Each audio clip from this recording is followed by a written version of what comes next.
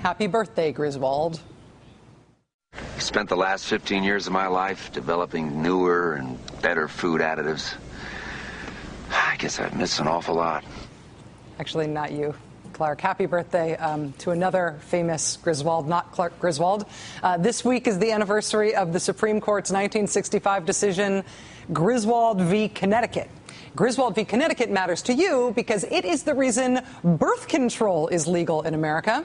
Griswold was Estelle Griswold, at the time executive director of Planned Parenthood in Connecticut.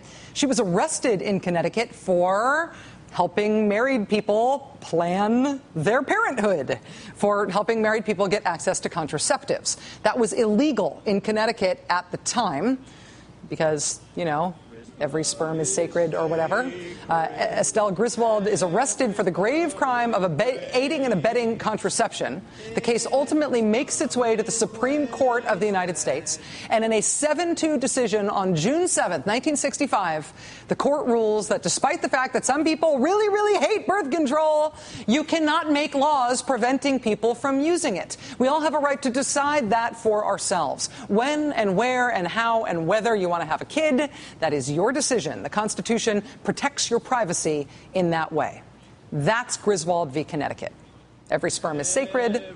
That's Monty Python. But birth control is legal. That's Griswold v. Connecticut, which is a good reminder, actually, that before Griswold v. Connecticut, we didn't have that right, and states made the pill illegal.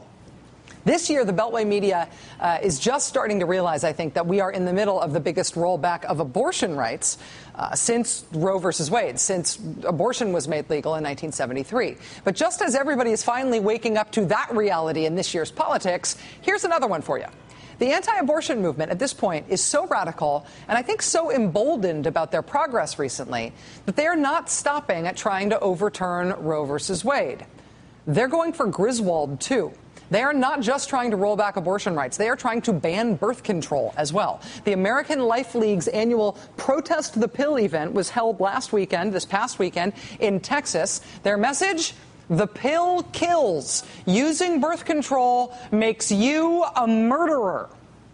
The pill kills folks do seem like a sort of fringy group, at least maybe on the extreme edge of things, but their politics on birth control, I don't know, does it still count as fringe if it's being proposed by Republican lawmakers in 8 states?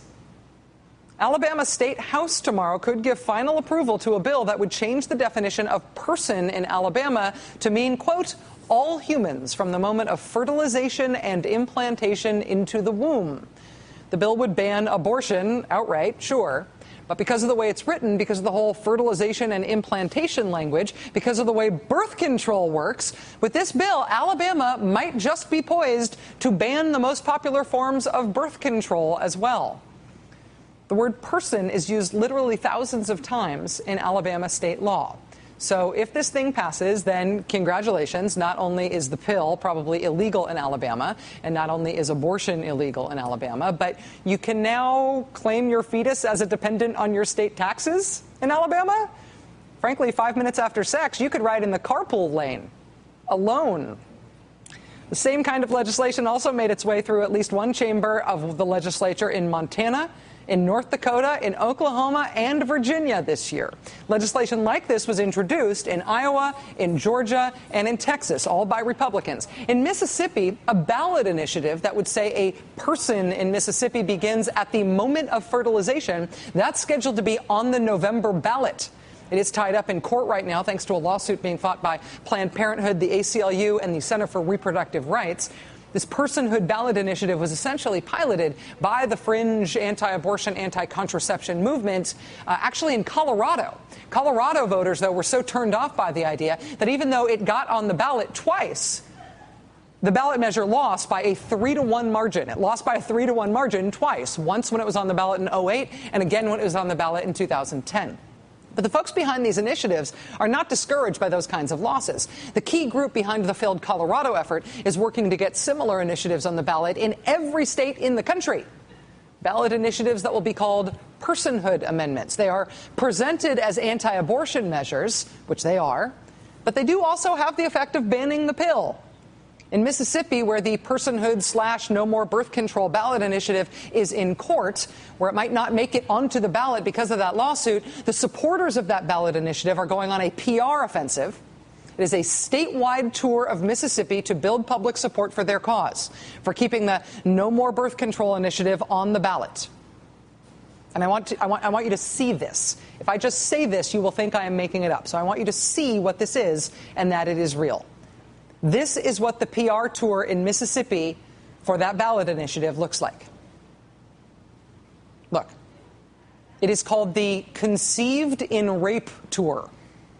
That's the campaign for the ballot initiative, not against it. That's what the anti-abortion people are publicly saying they are for. They are for forcing women who are victims of rape to bear the child of the rapist. And they're making a statewide tour out of it, traveling the state, telling the good news about forcing rape victims to bear the rapist child. This is how Personhood USA is trying to convince Mississippi that they really need to get this personhood / no more birth control / force rape victims to bear the rapist child initiative on the Mississippi ballot, and then Mississippi needs to vote for it. Anti-abortion politics have gotten so radical that this is where they are at. The policy positions are force rape victims to bear their rapist children and ban birth control. Happy birthday, Griswold.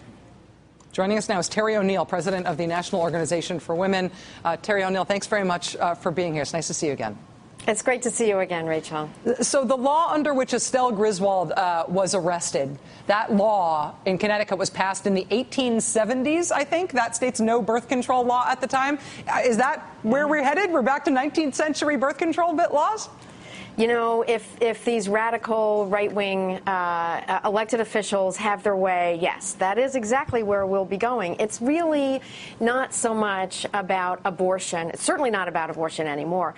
But, you know, a lot of people in the pro-choice movement have been saying for a long time, it's not just about abortion, it's about birth control, and it's really about women's ability to access the entire range of reproductive health services. And you know, what's going on in the states now with trying to stop birth control is I think, part of the overall war against women that is absolutely raging in this country. The part of the war against women is going on in the budget. It's really economic. But the part that we're looking at right now is really ideologically grounded, and the ideology is that women need to be subordinated to the dominance of the men in their families. The primary way that you can achieve that goal is to make sure that women don't have control over the timing and spacing of their pregnancies. How do you think the policy arm of the anti-abortion movement got here? How did we get to a point where 8 states are proposing legislation that really could ban birth control? Is the anti-abortion movement influencing the surge of new restrictions in the states? Is this being driven by party politics? Where is this coming from? Well, you know, I think right now, definitely the anti-abortion movement is driving this because it's really an anti-reproductive health care and anti-reproductive rights movement. I think it's very unfortunate that the federal government just last year passed a sweeping health care reform law that includes restrictions on abortions. I think that was not helpful. I think that has helped to embolden more extreme anti-reproductive rights forces to push even further. I think, in addition, that the sweep of the 2010 elections that brought Tea Party members into the United States Congress, that brought this sort of wash of red over some key battleground states for 2012. I mean, that is heavily influencing this.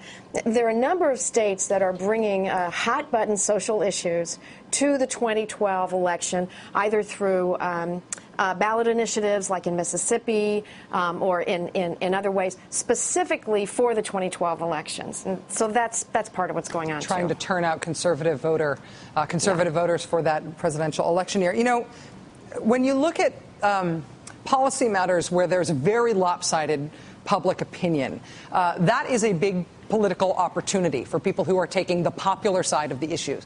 Contraceptives are very popular in this country. Something like 90% of sexually active women who could get pregnant but don't want to use contraception. But by taking up these personhood bills, these amendments that really could both ban abortion and ban birth control, isn't that a huge political opportunity for the Democratic Party? Is anybody sort of taking the other side of this very, very lopsided bet?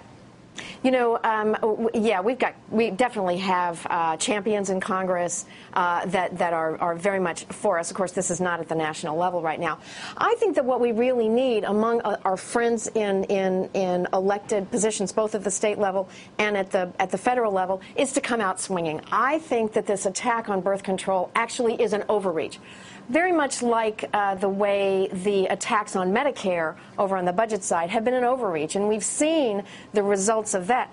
Look, in many ways, the longer I stay in Washington, the more I think that this town is a citadel, you know, with very, very high walls. And outside the walls of this citadel, people believe in birth control. It's not so much a preference for voters, it's a value for voters. And I think that that the right wing has not understood that, and I think it does give us an opportunity to come back and really win this fight.